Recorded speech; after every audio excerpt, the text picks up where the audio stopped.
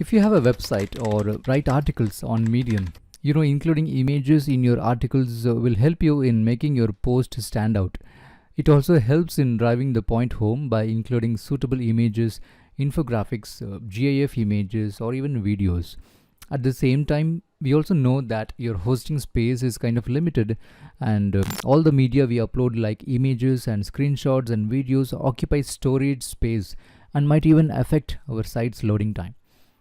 So here's how you can use Canva to host and embed the graphics within your website. So we can use Canva as a CDN, a content delivery network, so to speak. I'm going to show using my WordPress website, and the methods we will see to embed works the same everywhere, be it in your blogger or Medium articles or any other website. Meanwhile, if it's your first time here, I'm Arun from Tech Library TV, and don't forget to subscribe and hit the bell icon to be notified of future video uploads so that you don't miss them. Alright, so here's how to embed your creations within blog articles or websites. So all you have to do is to go to this menu, search for embed, click on it, and then click on the embed button. Next, grab the HTML code and paste wherever you want the design to appear. So here's my WordPress website for techlibrary.tv. And once I'm here in my blog post, it's a new blog post window, I come to this text editor and paste the code. When you go back to the visual, you can see that the image gets reflected here. And let's also see a preview of how this post looks when published. And this is the blog post. As you can see, the image gets beautifully embedded here. Now let's say we want to make some changes to this design. Maybe we want to add some text, or maybe even change the picture altogether.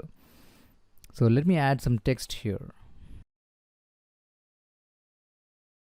Now this design is now changed within Canva. Let's go back to the website preview and refresh the page and check if it's automatically reflected. As you can see, the text is now updated in the image. Remember that if you have more than one page within this Canva design, let's say you have 2 pages or multiple pages, then all of them will get embedded as a slideshow within your website. So if you want to do this embedding within your websites or Medium articles or anywhere, make sure you just have one page here.